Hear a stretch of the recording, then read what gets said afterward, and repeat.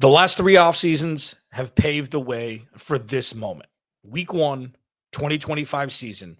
The thing the Arizona Cardinals need to do above all else is start strong. Let's discuss.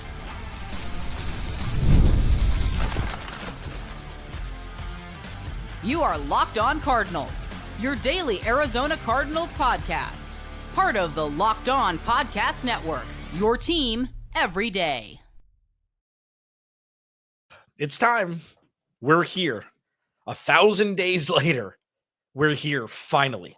And thanks for hanging with me the entirety of the time. Locked On Cardinals, your team every day. Alex Clancy here, 9th season hosting this lovely show. 15th year in sports media. And I don't know if I've ever been more excited for a week 1 as I am right now. This is even on top of the 2016 season after the NFC Championship run because of what a sour taste it left in all of our mouths with how the Cardinals lost to Cam Newton and the Carolina Panthers. On top of even Kyler Murray's rookie campaign week 1. 2020, 2021, none of it compares to this. The stage is set. The roster is ready. The leadership is in place for the Arizona Cardinals to jump back into relevancy, not just for this year, but for years to come. And it starts week 1 in New Orleans against Spencer Rattler, Kellen Moore, first-time head coach, and the New Orleans Saints. What do the Cardinals need to do to start 1-0? I'll discuss it in the final segment. Normally, there's some rust in week 1, okay? We saw a little bit of it last night in the first game of the season with the Eagles and Cowboys. There's going to be rust. And usually, the defense is able to withstand the rust a little bit more than the offense because the offense has to be a little bit more metronomic. There you go, Darren. That's a word that doesn't exist, but it should. It's got to be a little bit more stenciled. And when you don't play in the final 2 preseason games, when you're really just going through the motions like you should in the preseason, you're going to be a little rustier if you're not playing, but it's going to be different for the Cardinals, and I'll explain why. But first, starting strong is the number one biggest thing. You go into the Superdome in that loud environment, doesn't matter who's wearing the uniforms for the New Orleans Saints. The crowd is raucous. It's the morning window on road week 1. First-time head coach, Brandon Staley, DC, who's had Kyler Murray's number so far. And regardless of who the quarterback is, it is not easy to play at the Superdome. Okay? So going into it, what the Cardinals must do is mitigate any sort of dumb mistakes, turnovers on offense, giving up big plays on defense, whatever it may be. There needs to be that unified front ready from the first snap and to control the game throughout the full 60 minutes. Because even though this isn't, I talked about this with Ross Jackson from Locked On Saints yesterday. Check it out. Ross is a dear friend of mine, and he's exemplary at his craft. He knows New Orleans Saints football better than most, better than 99.9% of people. We had the fun back and forth about must win. I feel like must win cliche is very lazy, and we acknowledge that. It's like the Cardinals must win because they're supposed to win. It's not like, oh, if they win, if they lose, and it's kind of embarrassing that the season is lost. No. But it's more the culmination of everything. Expectations are finally back, which they haven't been over the last 2 seasons. For those that think last season there were expectations, they shifted mid-season. Just like they shifted in 2021. Nobody expected the Cardinals to go 7-0 to start the season. 10-2. When expectations shift during the season after a hot start, they're more, it's more of an unfounded foundation. It's not as strong. There are massive expectations for the Cardinals team this season, and they're not lofty. They're not out of reach. They're not higher than they should be. They're exactly where they should be with the improvement they've made on with the roster 1-53, especially on the defense. With the emergence of young players like Garrett Williams ready to hit that perennial Pro Bowl level. Paris Johnson Jr. to do the same. Trey Benson to level up. Jordan Burch is a rookie to come in and make an impact from the pass rush room. Will Johnson. And then the vets of Daedrian Taylor-Demerson, Dalvin Tomlinson, Calais Campbell, Josh Sweat. They've done the legwork roster-wise and coaching-wise to be ready for the expectations at hand. And the expectations start the second they get off the team plane in New Orleans.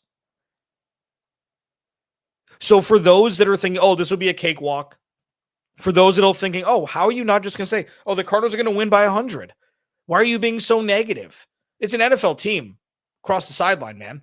They've got Alvin Kamara. They've got Chris Olave. Cameron Jordan's still there. They've got an okay offensive line. Sure, they've got a second-year quarterback who's, entering his Sam Howell era that the Cardinals experienced the first week of 2023 where he started a couple games, but now it's his team until proven otherwise. All of those things don't matter. The Cardinals need to be prepared like they will be, and they need to start strong like you'd expect they would. Because if they do falter in week one, it's not going to bring in rational questions of, oh no, everything's wrong, fire everybody.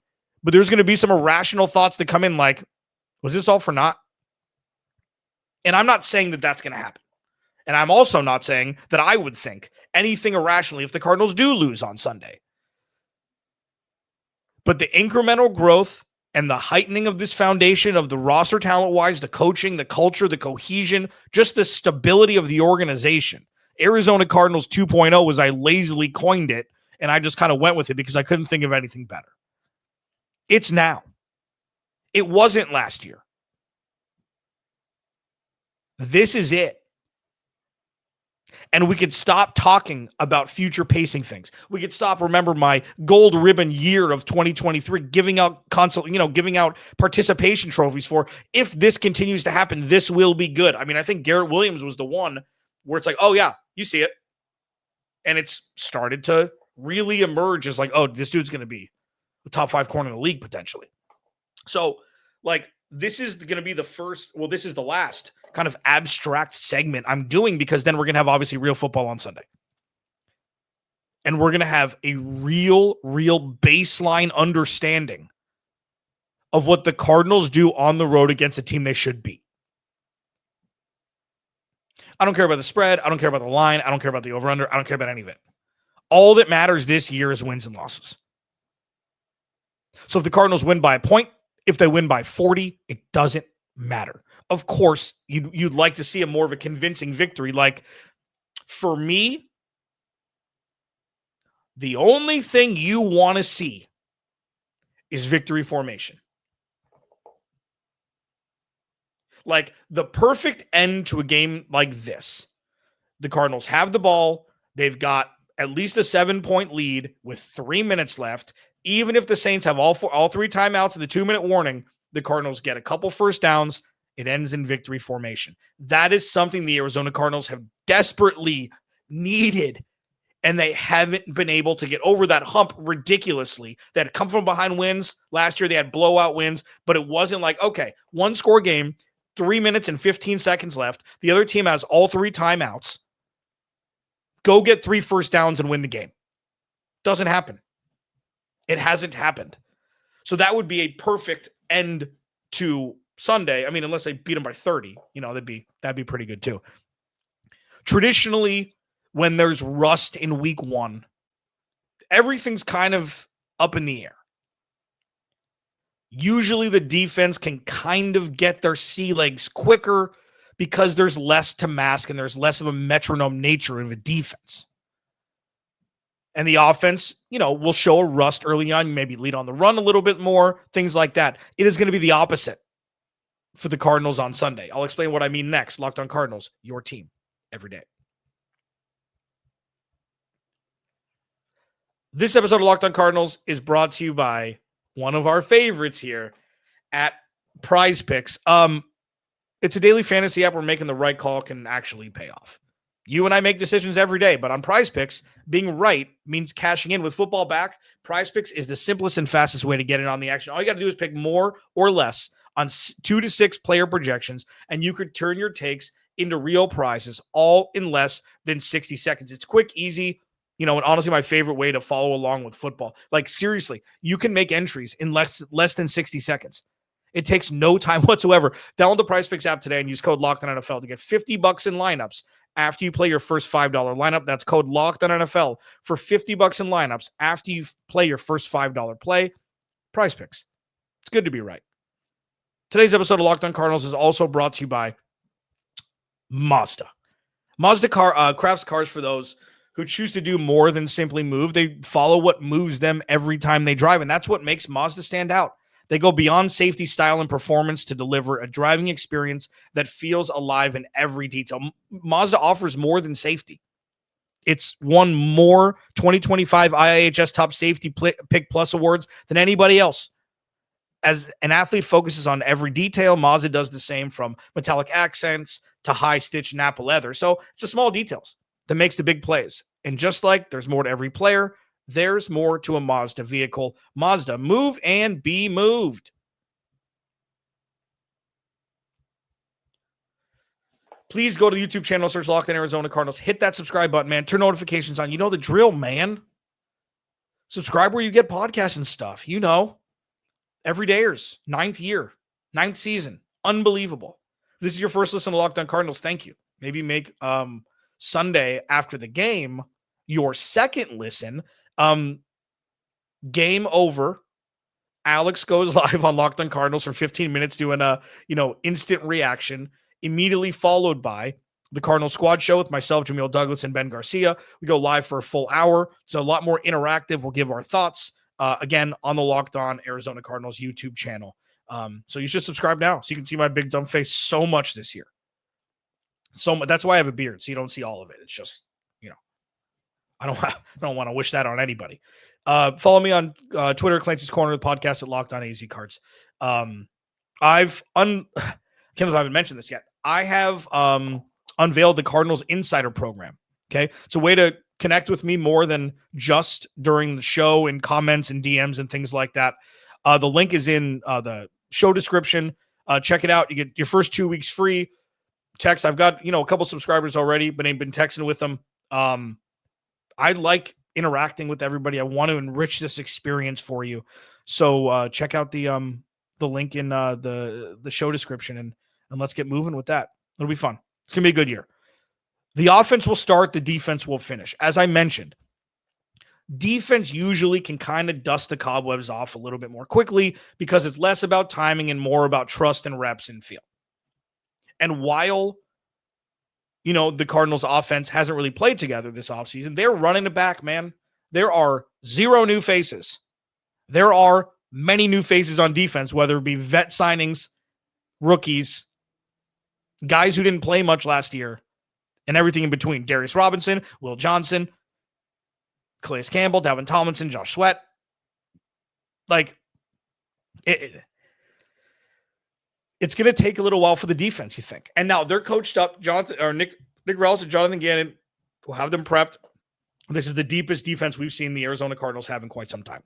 Okay. With that said, none of these dudes have played together before, like in a real full speed NFL game.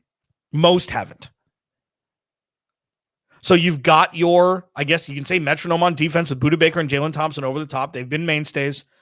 Okay, Mac Wilson is now ingrained himself in the middle of the field and now a captain. The pass rush is a perfect mix of young and vet, and the cornerback room is young. I mean, Garrett Williams obviously in his third year and Max Melton in his second. But, I mean, Will Johnson, Elijah Jones in his second year. We'll see what the depth chart looks like after the first couple weeks. I'm fascinated to see how that'll pan out. But the defense may take a little time to get in the flow, get malleable, and really reach their potential.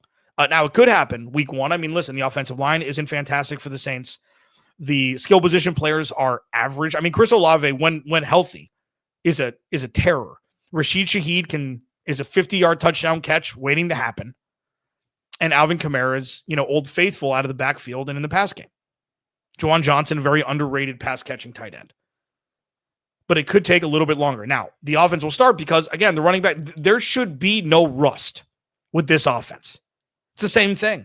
Now, yes, there will be new iterations. There will be new, hopefully, modifications and evolution of the play calling. You'd hope for that. With that, Trey McBride, Marv, Michael Wilson, Zay Jones, Greg Dortch, James Conner, Trey Benson. Offensive line's the same. The only difference is Isaiah Adams is starting week 1 at right guard. And then hopefully Jonah Williams will play more than a series before getting hurt. Everything else is rinse and repeat. So the offense, while, to some, criminally ignored this offseason, not to me. The power in that is, let's rip. Done it before.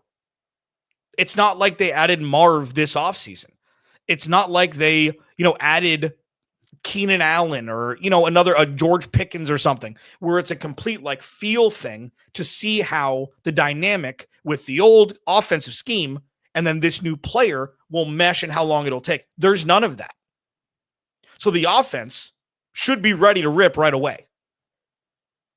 And it'll be fascinating to me what the percentage, the dispersion of run and pass play calls will be. Now, this is not including, check down or, audibles, things like that, checking out of plays, RPOs, things like that. It's more like, okay, how many times is Kyler Murray going to throw the ball compared to how many times is James Conner and Trey Benson going to run it? How many rush attempts will Kyler Murray have? How many targets will Zay Jones, Michael Wilson, and Greg Dortch have? Or is Kyler Murray going to throw the ball 27 times and Trey has 11 targets, Marv has 10, and the backs have 6? How is that for math? On the fly. I've just screamed all offseason. You've got to use all of the talent on the field to be able to unlock the full potential of this offense, which means forcing opposing teams to single cover Trey McBride with a backer or a safety in the slot and single cover Marv instead of bracketing with a safety over the top. Utilize all of your weapons to be able to unlock the full potential. I do think that, again, while the defense may not struggle, but maybe look rusty early, and they 100% could not, but of the two, I would expect the defense to be, the curve to be a little bit steeper in the first quarter. I'm not talking about weeks. I'm talking about the first quarter, first half, and then really adjust at halftime and then come out and show the full potential. I expect the offense just to be turnkey, ready to rip right away, because they've done it before. They've done it for years. There's no surprise. There's no new person that they've added. And there's while it's, obvious, well, obviously, if they haven't added people, then they should have been able to do it anyways. And it's not, why wait till this season to do it? The past doesn't matter anymore. Truly, the only thing that matters is 2025. It's exciting, and it's not for 1 second scary, because the Band-Aid, while it will take 18 weeks to rip off, will be ripped off by the end of this season.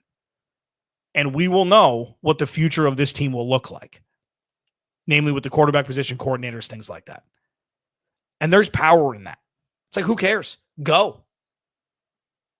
I said it a few weeks ago. The only thing the Cardinals have left to do is go. Everything's set. The table's ready. Food's prepped. I hate this cliche. The metaphor. It's time to go. It's time to rip. Roster's ready, coach is ready, leadership's ready, functionality is there. Go. How do the Cardinals start 1-0?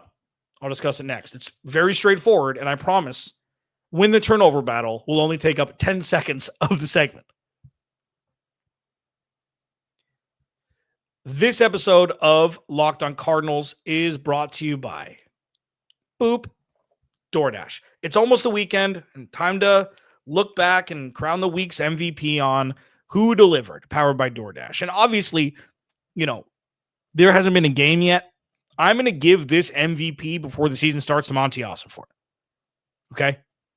Monty Ossenfort has done everything necessary to completely shift course for this organization. Will it work? We don't know. Has he done an excellent job to position it to work? Yes, unequivocally. Just like you can win every Saturday with DoorDash streaks, saving more every time you order, like Monty Ossenfort. DoorDash is offering the Monty Ossenfort of deals with DoorDash streaks on Saturday. DoorDash streaks, DoorDash, this is how it works. DoorDash delivers your Saturdays with DoorDash streaks. You save every Saturday you order, stack it up all season, and you could save up to $250, including $100 in DoorDash credits. Order this Saturday. Keep the streak alive. Fuel your game day only with DoorDash. Terms apply. Promo period through 11/18.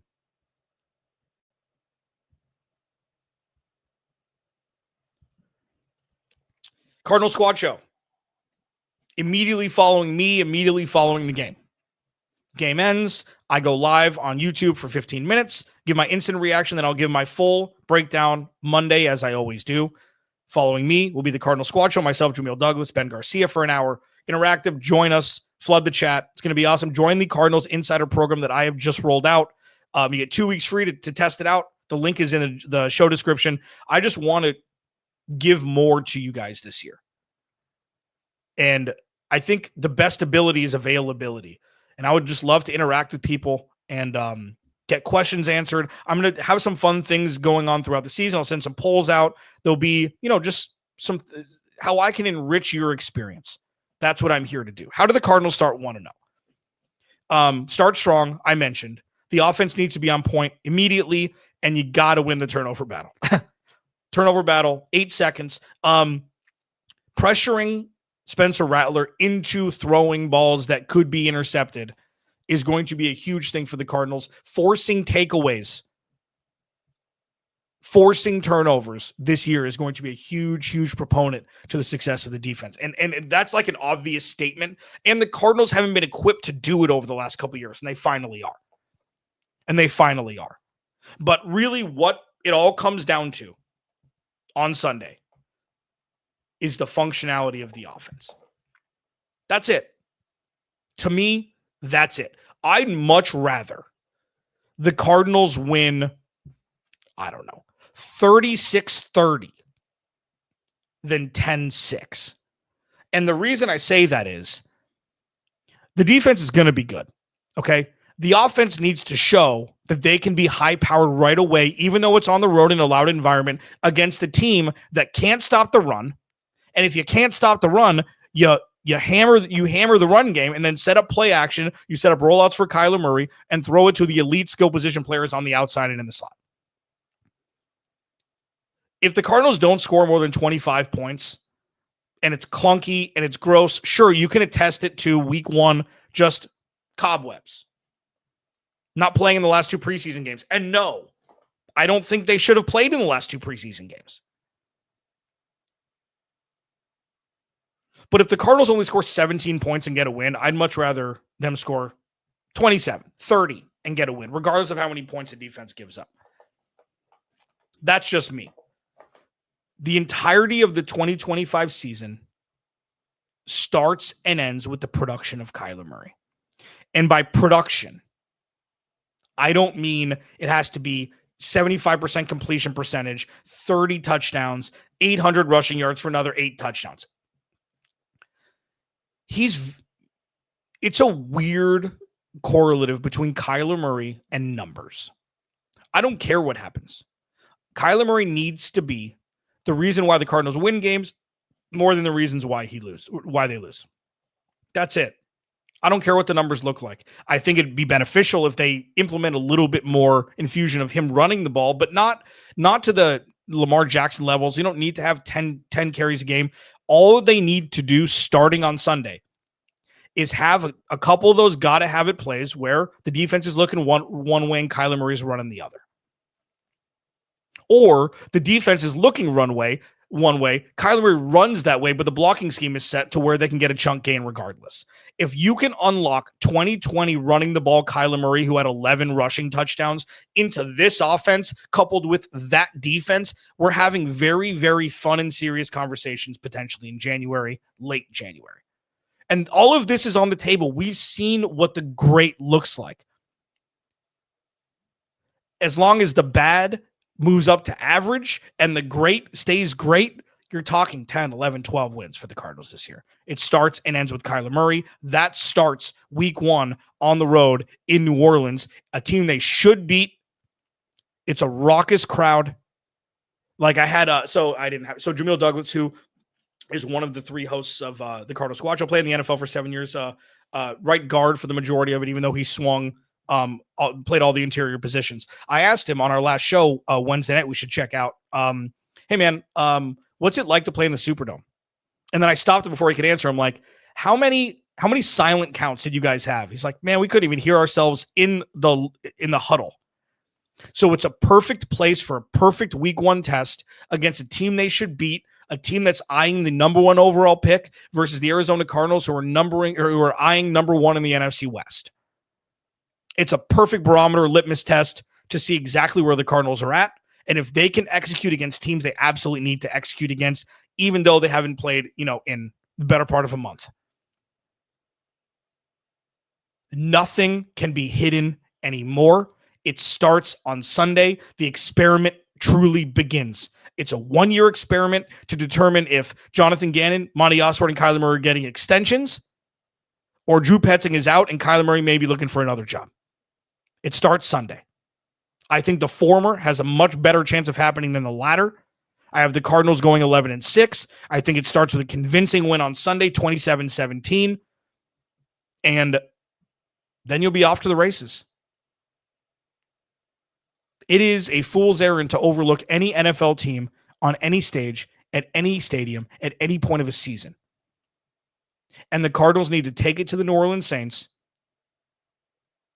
and address the fact that they're back and that they're not going away anytime soon in 2025. Locked On Cardinals, your team every day. Remember, without you, there is no me. Instant reaction show immediately following the game on YouTube. I'll talk to you then.